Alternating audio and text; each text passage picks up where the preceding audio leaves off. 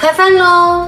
今天中午做滷肉飯吃，正好邀請了我大姐帶孩子過來一起吃。就這種夾層五花肉做滷肉飯最好吃。刀我們平時用如果不锋利，你就找一个碗底，然后这样磨一磨，很好用的。啊，足足的一盆。買了一點羅氏蝦，蔥油羅氏蝦，這個地方去掉。從這個地方開個背，這樣炒的話會更加入味一點。又買了一條鱸魚，今天再做一個砂鍋鱸魚，用這個潮汕豆豉醬給它醃製一下，也很好吃的做出來。薑粉去腥，洋蔥粉，洋蔥粉和薑粉沒有的話就用蔥薑代替，生抽1圈，少來一點蠔油，這樣醃製10到15分鐘這樣。今天螃蟹我準備給它鹽焗，就肉比較緊實一點。先來把滷肉飯做上。滷肉飯裡面的配料就是洋蔥，還有香菇丁。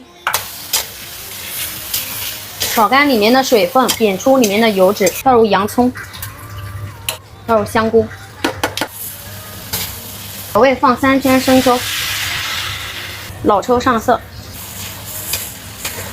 蠔油粉，加開水，八角，2粒冰糖。先用高壓鍋，高壓鍋快一點，壓個8分鐘就可以了。壓個8分鐘就可以了，很快。鹽焗螃蟹先炒鹽，螃蟹體積比較大，多炒一點。好的料炒出來很香，鹽炒香以後裝1小半出來，蓋上蓋子，香。醃好的鱸魚直接倒進去，少來一點點的水。7、8分鐘這樣，出鍋，來點蔥點綴。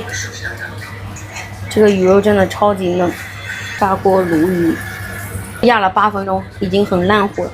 高壓鍋再轉到鐵鍋裡面，大火收汁，放一點鹽和松鮮鮮調味，做到這種濃稠度就可以了。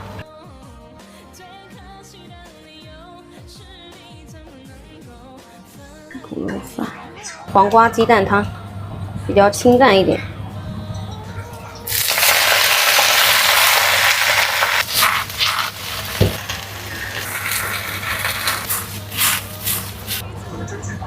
清炒油麥菜，直接把羅氏蝦下去煸，蒜瓣、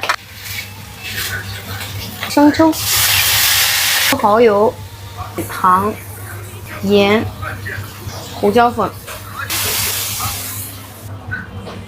收汁，最後放點蔥，蔥爆羅氏蝦，哦，燙。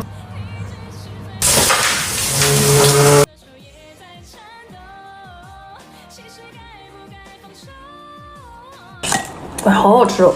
蟹都死了，吃到我的欧了。